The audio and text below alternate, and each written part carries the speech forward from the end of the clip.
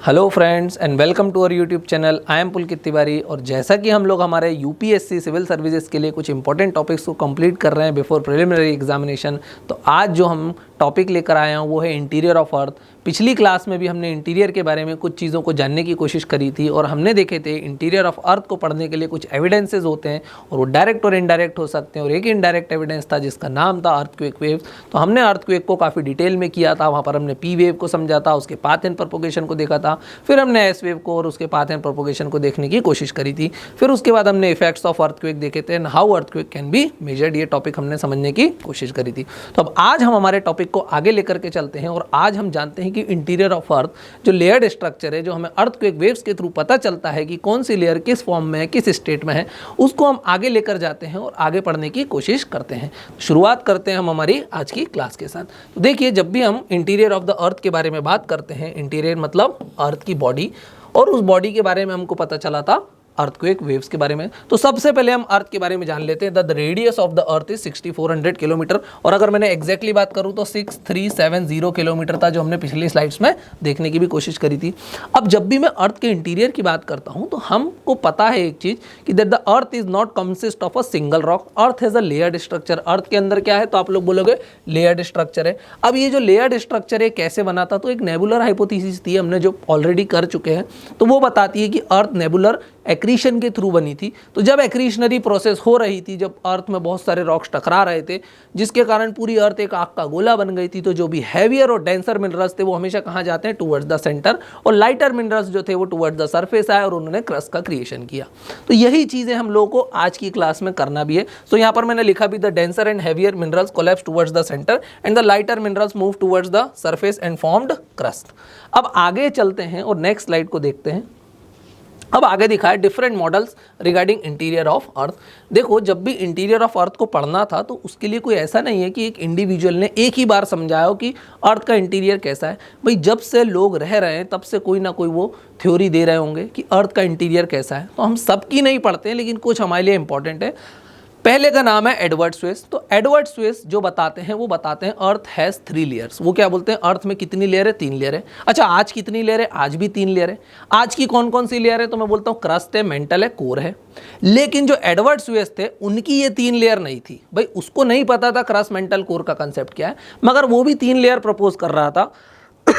तो देख लेते हैं एडवर्ड स्वेस के हमको क्या बताता था। Edward Suez said that the earth consist of 3 layers. अब उसकी 3 लेयर कौन सी थी, उसके अकॉर्डिंग 3 लेयर थी, सियाल, सीमा एंड द नाइफ। सियाल मतलब आप देख सकते हो काफी अपलिफ्टेड पार्ट है, तो जिसको मैं क्या बोल सकता हूँ, सियाल मतलब क्या है, कॉन्टिनेंट्स। तो वो कॉन्टिनेंट्स को बोलता था वो एक लेयर है जिसके ऊपर हम लोग रहते हैं, जो लैंड मास वाला पोर्शन है। तो सियाल एक लेयर थी। कॉन्टिनेंट्स के आप काफ़ी नीचे जाओगे तो ओशियन का फ्लोर आ जाएगा, तो उसको ये बोलता था सीमा। तो सीमा मतलब होता था ओशियन फ्लोर। तो ये दूसरी लेयर ये बताता था। तो मतलब ये बोलता था कि जो क्रस्ट है उसको ये सियाल सीमा बोलता था, और बोलता था ये 2 लेयर है अर्थ की। फिर इससे पूछा अर्थ के इंटीरियर में क्या है, तो इसने बोला अर्थ के इंटीरियर में डेंसर मेटल्स हैं, डेंसर मिनरल्स हैं, जिसको इसने बोला लेयर को नाइफ। नाइफ मतलब निकल एंड आयरन।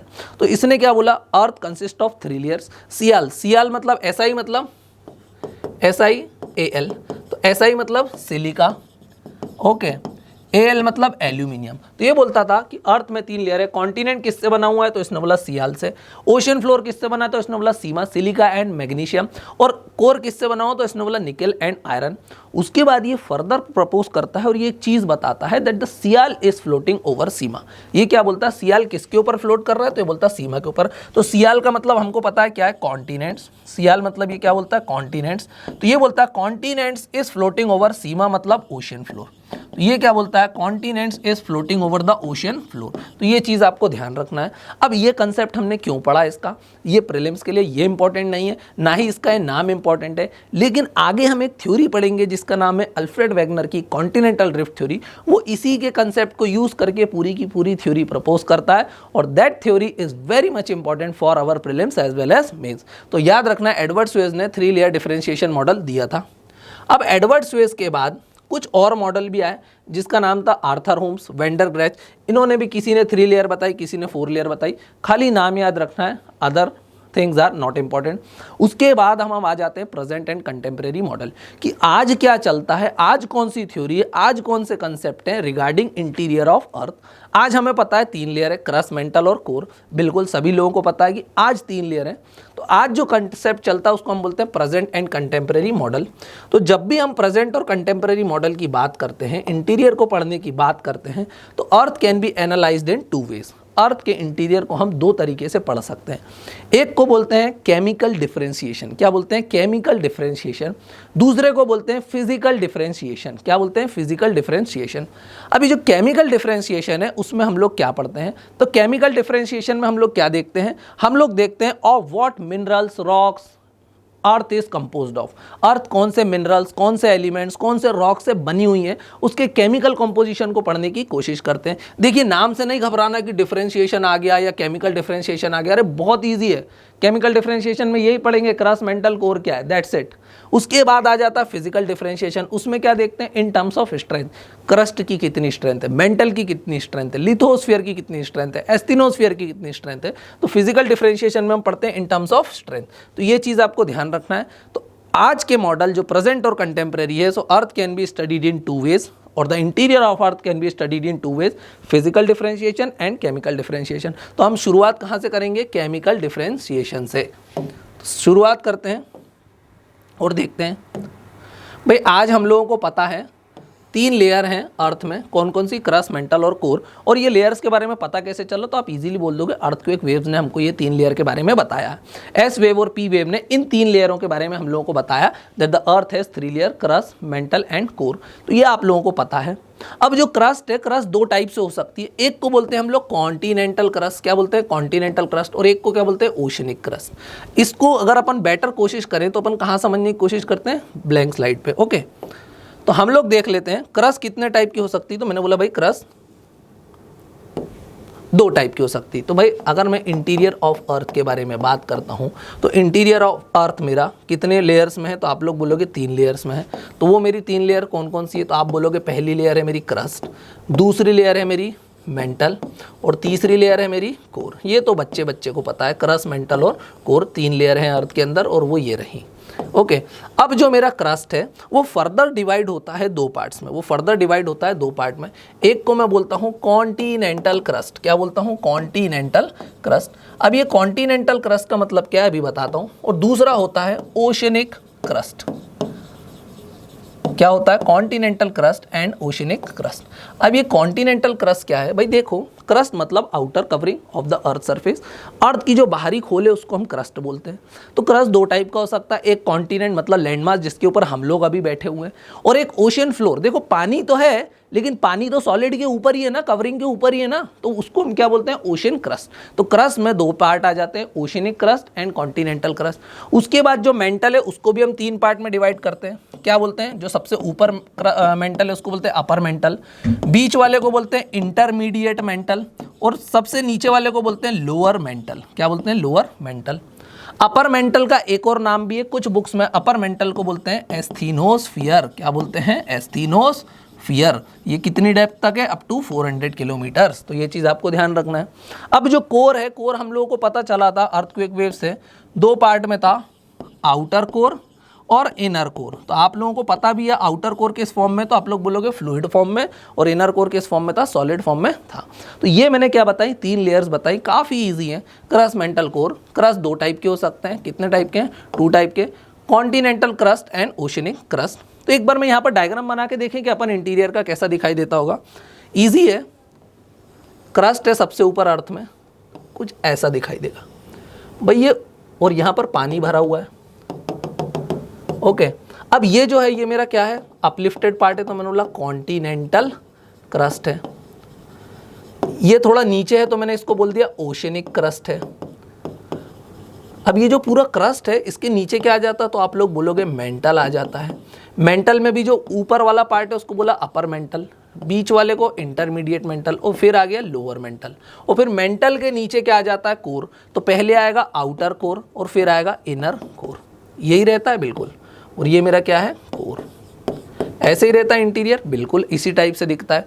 अभी ध्यान से देखते हैं, अपन स्लाइड पे वापस चलते हैं और देखते हैं स्लाइड्स में हम लोग क्या दिखाई दे रहा है कि 3 लेयर्स थी, वो मैंने आप लोगों को बहुत बढ़िया तरीके से समझा दी।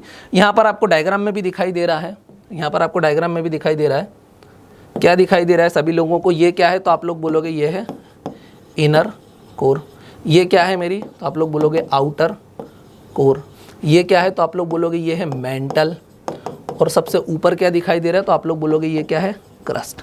इसी टाइप से 3 लेयर है, बिल्कुल 3 लेयर है, और ये दिखाई भी दे रही है। इंटीरियर ऑफ अर्थ को बारे में हमें कहाँ से पता चलता है तो आप लोग बोलोगे अर्थक्वेक वेव से पता चलता है, और ये मैंने लेयर्स को दे भी रखी है। देखो क्रस्ट 2 पार्ट में है, continental crust and oceanic crust, बिल्कुल बहुत इंपॉर्टेंट है। मेंटल 3 पार्ट में, अपर मेंटल जिसको हम क्या बोलते हैं एस्थीनोस्फीयर, क्या बोलते हैं एस्थीनोस्फीयर। इंटरमीडिएट को इन्होंने ट्रांजिशनल लिख दिया, फिर लोअर मेंटल। कोर 2 पार्ट में, आउटर कोर जो है फ्लूइड फॉर्म में, लिक्विड फॉर्म में, जिसको हम क्या बोलते हैं प्लाज्मा, प्लाज्मा फॉर्म में क्योंकि वेरी हॉट लिक्विड है। और इनर कोर किस फॉर्म में है, इनर कोर किस फॉर्म में तो आप लोग बोलोगे सॉलिड फॉर्म में। ये सारा मैंने आपको लेयर और उसका डिफरेंशिएशन बता दिया। अब आगे चलते हैं और आगे देखते हैं क्या चीज़ है। अब आगे जब हम आते हैं तो हम शुरुआत करते हैं केमिकल डिफरेंशिएशन के साथ, means of what earth is composed of what rocks earth is composed of what minerals earth is composed of and their properties. अब जो भी 3 लेयर पड़ी हैं उनको अपन ने सब डिवाइड किया है, तो सारी लेयर्स के केमिकल कंपोजिशन को पढ़ना है, दैट्स इट। तो सबसे पहले हम कहाँ से शुरू करेंगे, क्रस्ट से। क्रस्ट 2 टाइप के हो सकते थे, मैंने पहले ही बताया, oceanic crust and continental crust. हमें इसमें पढ़ना क्या है कि किन चीज़ों से अर्थ का क्रस्ट बना हुआ है। तो सबसे पहले देखते हैं कॉन्टिनेंटल क्रस्ट किन से बना हुआ है। तो मैंने बोला continental crust are felsic. Felsic का मतलब क्या है, वो किससे बना हुआ है तो वो बना हुआ है सियाल से। किससे बना हुआ है, सियाल। सियाल ऐसा ही मतलब सिलिका, एल मतलब एल्यूमिनियम, एल्यूमिनियम, तो वो किससे बना हुआ है सियाल से। और सियाल का ही एक और नाम क्या रहता है फेल्सिक, क्या बोल देते हैं। So continental crust is felsic in nature, means it is composed of silica and aluminium. फिर बोलते हैं continental crust is acidic in nature. उसका नेचर कैसा है तो आप लोग बोलोगे एसिडिक है नेचर में, तो continental crust are acidic in nature, ये चीज़ आपको ध्यान रखना है। अभी कॉन्टिनेंटल क्रस्ट अगर आप देखोगे, अभी जो कॉन्टिनेंटल क्रस्ट है अगर आप ध्यान से देखोगे तो भाई ये जो पूरा क्रस्ट बनाया है इसके जस्ट नीचे क्या है तो आप लोग बोलोगे मेंटल है, बिल्कुल। अब अगर ध्यान से देखो, क्योंकि ओशन जो क्रस्ट है, ओशन क्रस्ट के ऊपर क्या रहता है तो आप लोग बोलोगे पानी। अब जो पानी है, पानी के वेट ने ओशनिक क्रस्ट को बहुत कंप्रेस कर दिया, काफ़ी दबा दिया है, काफ़ी डेंस कर दिया है। लेकिन कॉन्टिनेंट के ऊपर कोई सब बहुत पानी नहीं भरा है 3 से 5 किलोमीटर का, तो ये काफ़ी उठा हुआ है, उभरा हुआ है, इसके ऊपर हम लोग रहते भी हैं। तो जो कॉन्टिनेंटल क्रस्ट है ना, ये काफ़ी कैसा है, थिकर है, थिक है compare to oceanic crust. Crust बहुत नेग्लिजिबल है मेंटल और कोर के कंपैरिजन में, लेकिन compare to oceanic crust continental crust are thicker. कितना थिक है, 30 to 60 किलोमीटर्स। कितना थिक है, 30 to 60 किलोमीटर। तो मैंने यहाँ पे लिखा अप टू 60 किलोमीटर्स। तो continental crust are thicker, how much thicker, 30 to 60 kilometres, okay, thicker than oceanic crust, okay. उसके बाद लाइट इन वेट, उनका वेट कैसा है, लाइट है। डेंसिटी कैसी है, काफ़ी कम है, क्योंकि उसको कोई कंप्रेस करने वाला नहीं है। डेंसिटी कितनी है उसकी, 2 to 2.5। अब आप बोलोगे सर डेंसिटी में कोई यूनिट क्यों नहीं है, तो भाई डेंसिटी में यूनिट नहीं आएगी, क्यों, क्योंकि डेंसिटी को हम वाटर के कंपेरिजन में कंपेयर करते हैं। वाटर की डेंसिटी को 1 मान के चलते हैं, तो इसकी डेंसिटी कितनी है, 2 to 2.5। अब एक चीज़ ध्यान रखना है, देख continents once created are forever, because continents never subducts. और ये जो मैंने लाइन बोली है कि कॉन्टिनेंट एक बार बन गए तो वो हमेशा के लिए रहते हैं, कॉन्टिनेंट्स कभी सबडक्ट नहीं करते हैं। ये हम प्लेट टेक्टोनिक्स थ्योरी में काफ़ी डिटेल में देखने वाले हैं, जो कुछ 2-3 क्लास बाद ही आ जाएगी। तो यहाँ पर हमने किसके बारे में समझा, कॉन्टिनेंटल क्रस्ट के बारे में। जल्दी से अगर मैं रिवीजन की बात करूँ तो continental crust are felsic in nature. Felsic का मतलब क्या है, वो किससे बने, सियाल, सिलिका एंड एल्यूमिनियम से। फिर मैंने बोला continental crust are acidic in nature, nature कैसा है, एसिडिक है। फिर मैंने बोला दे आर थिकर, कितने थिक है, 30 to 60 किलोमीटर्स थिक है। फिर मैंने नेक्स्ट क्या बोला था, लाइट इन वेट है, डेंसिटी उनकी कम है, they float and never subduct, once created are forever. और यहाँ पर मैंने डायग्राम बनाया हुआ है। अभी ध्यान देना है एक चीज़, एक कंसेप्ट आता है जिसको बोलते हैं डिसकंटिन्यूटी। क्या बोलते हैं जिसको, डिसकंटिन्यूटी। तो ये डिसकंटिन्यूटी का मतलब क्या होता है, ये डिसकंटिन्यूटी का मतलब क्या होता है, यहाँ पे मैंने लिखा है कॉन्ट्रैक्ट डिसकंटिन्यूटी। तो ये जो डिसकंटिन्यूटी है, तो देखो जब भी अर्थ में कोई भी चीज़ दूसरी चीज़ से सेपरेट होती है, सेग्रीगेट होती है, तो जो लाइन, जो बॉर्डर उसको सेपरेट करता है, उसको हम क्या बोलते हैं, डिसकंटिन्यूटी। भाई क्रस्ट है, क्रस्ट मेंटल से सेपरेट हो रही होगी तो उस ट्रांजिशनल जोन को हम क्या बोलेंगे, discontinuity. Outer core inner core से सेपरेट हो रही होगी तो उस लाइन को हम क्या बोलेंगे, उस ट्रांजिशन जोन को हम क्या बोलेंगे, डिसकंटिन्यूटी। और अलग अलग डिसकंटिन्यूटी के अलग अलग नाम होते हैं। तो भाई देखो, जो कॉन्टिनेंटल क्रस्ट है वो काफ़ी थिक है, तो जो ऊपर के एलिमेंट्स हैं उसके वो ज़्यादा फेल्सिक है, मतलब उसमें ज़्यादा सियाल होगा, सिलिका एंड एल्यूमिनियम ज़्यादा होगा। और नीचे वाले धीरे धीरे ओशन क्रस्ट के पास जा रहा है तो उसमें सीमा बढ़ना शुरू हो जाएगा, तो इसमें लेस फेल्सिक होगा, मतलब लेस सियाल होगा। अब मोर सियाल को लेस सियाल से या मोर फेल्सिक को लेस फेल्सिक से जो लाइन डिवाइड कर रही है, इसको हम क्या बोलते हैं, कॉन्ड्रेट डिसकंटिन्यूटी। तो आपको ध्यान रखना है, Conrad discontinuity is a line separating more felsic continental crust with less felsic continental crust. अच्छा ये बताओ, डिसकंटिन्यूटी को आगे बढ़ाता हूं अगर मैं, तो भाई ये जो है, ये तो मेरा इसके नीचे क्या है, ये जो ब्लू लाइन मैंने बना दी, इसके नीचे क्या है, तो आप बोलोगे इसके नीचे तो सर मेंटल है। तो जो मेंटल है, मेंटल को क्रस्ट से ये लाइन सेपरेट कर रही है, तो इसका भी कुछ ना कुछ नाम होगा। तो इसका नाम होता है मोहर्स डिसकंटिन्यूटी। क्या बोलते हैं उसको, मोहर्स डिसकंटिन्यूटी। तो डिसकंटिन्यूटी का मीनिंग सभी लोगों को समझ में आया, बिल्कुल। तो अभी हमने क्रस्ट में क्या देखा, केवल और केवल कॉन्टिनेंटल क्रस्ट देखा। अब आगे चलते हैं ओशनिक क्रस्ट की तरफ। अब जब मैं ओशनिक क्रस्ट की बात करता हूं तो ओशनिक क्रस्ट की प्रॉपर्टीज लिखता हूं कि वो किन चीज़ों से बना हुआ है। तो सबसे पहले बोलता हूं ओशनिक क्रस्ट इज मेफिक। मेफिक मतलब वो किससे बना हुआ है, वो बना हुआ है सीमा से। किससे बना हुआ है, सीमा। ऐसा ही मतलब सिलिका, सिलिका। Ma मतलब मैग्नीशियम। तो ये किससे बना हुआ है, सिलिका एंड मैग्नीशियम से। तो ये चीज़ आपको ध्यान रखना है। द ओशनिक क्रस्ट आर मेफिक और कॉन्टिनेंटल क्रस्ट फेल्सिक थी। ये बेसिक इन नेचर है, मतलब क्यों, इसके ऊपर सॉल्ट्स हैं, ओशनिक वाटर है, वो एसिडिक था कॉन्टिनेंटल क्रस्ट। ये क्या है, बेसिक है, बेसिक नेचर में। क्यों, because of salts of the oceanic water. ये बेसोल्टिक है। बेसोल्टिक का मतलब क्या होता है, देखो अभी हमने पढ़ा नहीं है वॉल्केनिक इरप्शन, वॉल्केनोस के बारे में नहीं पढ़ा है, बट बेसोल्टिक का मतलब मैं सिंपल बता देता हूँ। जब लावा जब सरफेस पर आता है तभी क्रस्ट बनती है। भाई क्रस्ट बनी कैसे, अर्थ का ऊपरी पार्ट सॉलिडिफाई हो गया, क्रस्ट बन गई। लेकिन जब लावा सरफेस पर आता है और वो बहुत फ्लूइड रहता, वेरी फ्लूइड लावा रहता, मतलब बहुत इजीली फ्लो करता है। अगर लावा बहुत ज़्यादा फ्लूइड है तो दूर दूर तक एरिया में फैल जाएगा, काफ़ी प्लेन फैलेगा। भाई जो चीज़ जितनी ज़्यादा गर्म उतनी ईजिली फ्लो करती है। तो जब लावा बहुत ज़्यादा गर्म होता है तो वो वेरी फ्लूइड रहता है, कवर्स लार्ज डिस्टेंस, तो उसको हम क्या बोलते हैं, बेसोल्टिक। तो ओशन फ्लोर कैसा है, बेसोल्टिक इन नेचर है, काफ़ी प्लेन है, काफ़ी मजबूत है, रॉक से, इग्नियस रॉक से बना हुआ, तो इसलिए हम क्या बोलते हैं, oceanic crust is basaltic in nature. Oceanic crust is denser in nature. Dense क्यों है, क्योंकि उसके ऊपर किसका वेट है, वाटर का वेट है। तो ओशनिक क्रस्ट कैसे हैं, डेंस है काफ़ी, और उनकी डेंसिटी कितनी है, 3 to 3.5। कॉन्टिनेंटल क्रस्ट की 2 to 2.5 थी, ओशनिक क्रस्ट की 3 to 3.5। ये चीज़ आपको ध्यान रखना है। ये हैरो फेरो मैग्नीशियम सिलिकेट से बने हुए, हैवी फेरो मैग्नीशियम सिलिकेट से बने हुए हैं, तो ये चीज़ भी आपको ध्यान रखना है। ये बेसिक थे, ये भी ध्यान रखना है। ये सबडक्ट करता है, ओशन फ्लोर क्या करता है, हमेशा सबडक्ट करता है और वापस सरफेस पर आता है थ्रू मिड ओशनिक रिजेस, जो हम सी फ्लोर स्प्रेडिंग थ्योरी में पढ़ेंगे। और इस पूरी साइकिल को सबडक्ट करने की और फिर वापस मिड ओशनिक रिज पे इमर्ज करने की साइकिल को बोलते हैं विल्सन साइकिल। तो ये पूरा का पूरा कंसेप्ट हम सी फ्लोर स्प्रेडिंग और प्लेट टेक्टोनिक्स में देखेंगे। तो अभी अगर लास्ट लाइन समझ में नहीं भी आती है विल्सन साइकिल वाली, सो नो प्रॉब्लम। तो हमने क्या देखा, क्रस्ट देखा, continental crust as well as oceanic crust. So continental crust में दोनों देख लिए। ओशनिक क्रस्ट को रिवाइज करें, मेफिक होता है। मेफिक मतलब किससे बना हुआ है, सीमा से बना हुआ है, ध्यान रखना है। बेसिक के नेचर में, बेसोल्टिक है, लावा इजी फ्लो करता है, तो आपको यहाँ पे ध्यान रखना, लावा इजी फ्लो करेगा बिल्कुल। फिर ये डेंस होते हैं 3 to 3.5, denser than continental crust. Heavier ferro magnesium silicate से बने हुए, सबडक्ट करता है और बाद में वापस आता है, और पूरी साइकिल को बोलते हैं विल्सन साइकिल। अब उसके बाद मैंने यहाँ पर एक फिर डायग्राम दे दिया। कॉन्ट्रेट डिसकंटिन्यूटी हमने देख ली थी, मोर फेल्सिक को लेस फेल्सिक से डिवाइड करती है, और उसके बाद ओशनिक क्रस्ट आ जाता है। ओशनिक क्रस्ट के जस्ट नीचे क्या है, मेंटल है। अब यहाँ पर एक चीज़ ध्यान रखना है, मैंने शायद लिखी नहीं है, यहाँ पर लिख देता हूँ।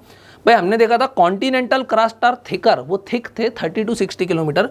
ये काफ़ी थिन है, लिखी हुई है, ये थिन है। कितने थिन है ये, 3 to 5 किलोमीटर। कितने थिन है ये, 3 to 5 किलोमीटर थिन है। डायग्राम में भी दिखाई दे रहा है, ये देखो ये कितने थिन है, कितने से थिन है ये, बिल्कुल। और इसके जस्ट नीचे क्या है, मेंटल एग्जिस्ट करता है।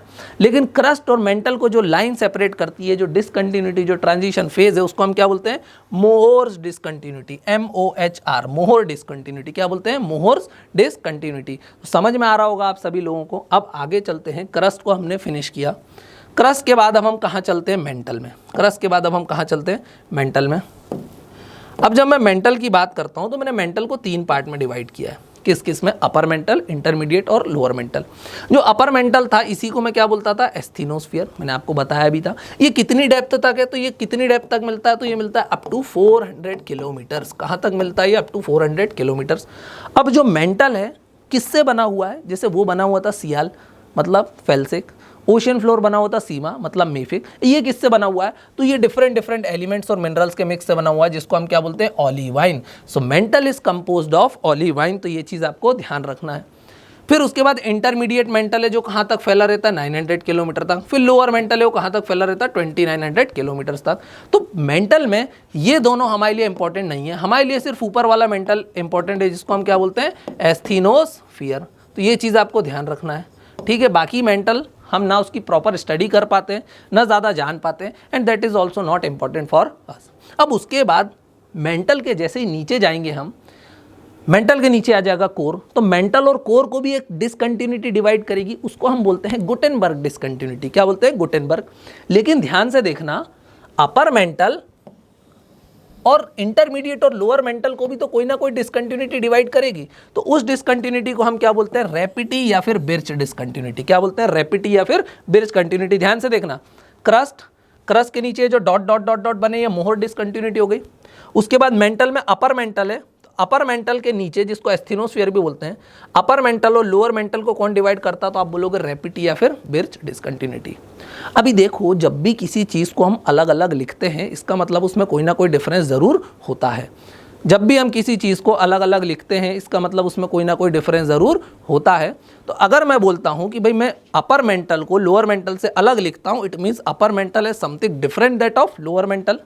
तो अपर मेंटल जो है, अगर मैं अपर मेंटल की बात करता हूँ, उसको मैं ब्लैंक स्लाइड पे बताता हूँ आपको। जो अपर मेंटल है वो किस फॉर्म में है, तो मैं बोलता हूँ जो अपर मेंटल है मेरा, यहाँ बता देता हूँ, जो मेरा अपर मेंटल है जिसको मैं एस्थेनोस्फीयर भी बोलता हूँ। अगर मैं बोलूँ पूरा का पूरा मेंटल किस फॉर्म में, पूरा का पूरा ओवरऑल मेंटल किस फॉर्म में, तो मैं बोलूँगा मेंटल, हमको एस वेव से भी पता चला था, mental is solid in nature, solid है पूरा का पूरा मेंटल। लेकिन जो अपर मेंटल है जिसको हम क्या बोलते हैं, एस्थेनोस्फीयर भी बोलते हैं, जिसको हम क्या बोलते हैं, एस्थेनोस्फीयर भी बोलते हैं, वो किस फॉर्म में है, तो मैं बोलता हूँ वो है तो सॉलिड फॉर्म में, लेकिन उस सॉलिड फॉर्म को हम क्या बोलते हैं, उसको हम बोलते हैं सेमी मोल्टन। क्या बोलते हैं, सेमी मोल्टन। सेमी मोल्टन का मतलब क्या है कि ये सॉलिड है but under very high pressure, under pressure ये क्या कर जाता है, मेल्ट। तभी इसमें क्या रहता है, मैग्मा। तो मैग्मा आपको पता है, मैग्मा फ्लो करता है, लेकिन मैग्मा कब फ्लो करता है, जब मेंटल में बहुत ज़्यादा प्रेशर बढ़ता है, तब अपर मेंटल फ्लो करता है, प्रेशर रिमूव होता है, वापस सॉलिड हो जाता है। तो मेंटल किस फॉर्म में, सॉलिड फॉर्म में, ध्यान रखना है। और अपर मेंटल किस फॉर्म में, सेमी मोल्टन फॉर्म में है। वो फ्लो करता है कब, अंडर वेरी हाई प्रेशर। तो ये चीज़ें आपको ध्यान रखना है, नोट्स बनाते चलना। मैं सारी चीज़ें यहाँ पर लिख नहीं रहा हूँ, लेकिन आपको अपनी कॉपी में सारी चीज़ों को नोट डाउन करते चलना है। सो अपर मेंटल को अलग क्यों लिखा वो भी मैंने बता दिया। फिर उसके बाद मैंने देखिए मेंटल और नीचे कोर, मेंटल और कोर की बाउंड्री को क्या बोला हमने, गुटेनबर्ग डिसकंटिन्यूटी। क्या बोला, गुटेनबर्ग डिसकंटिन्यूटी। यहाँ पर ये मैंने बताया हुआ, देखो ठीक है। ये ऊपर वाला डायग्राम नहीं देखना है, मेंटल के नीचे कोर, ये तो मैंने बताया। अब अपन आ जाते हैं कोर पे। तो कोर को कितने पार्ट में डिवाइड करते हैं, मैंने बोला कोर 2 पार्ट में, outer core and inner core. Core 2 part में, outer core and inner core. Outer core किस फॉर्म में, हमको पता चला था प्लाज्मा मतलब फ्लूइड। किस फॉर्म में, वो फ्लूइड फॉर्म में, लिक्विड फॉर्म में। और इनर कोर किस फॉर्म में, सॉलिड फॉर्म में। मेंटल किससे बना था, ऑलिवाइन। कोर किससे बना है, निकल एंड आयरन। किससे बना है, निकल एंड Fe मतलब क्या होता है, आयरन। तो कोर किससे बना हुआ, निकल एंड आयरन। काफ़ी हैवियर मेटल्स थे, इसलिए कहाँ कोलैप्स कर गए, टुवर्ड्स द सेंटर कोलैप्स कर गए। तो ये चीज़ भी आपको ध्यान रखना है। अब हम चलते हैं, मेंटल कहाँ तक एक्सटेंड करता है, 2900 किलोमीटर, मतलब 2900 किलोमीटर के बाद क्या आएगा, कोर आना शुरू हो जाएगा। तो आउटर कोर कहाँ तक है, बिटवीन 2900 किलोमीटर टू 4800 किलोमीटर। तो ये चीज़ आपको ध्यान रखना है। यहाँ पर क्या है, आउटर कोर। आउटर कोर किस फॉर्म में, तो आप लोग बोलोगे प्लाज्मा फॉर्म में, मतलब फ्लूइड फॉर्म में।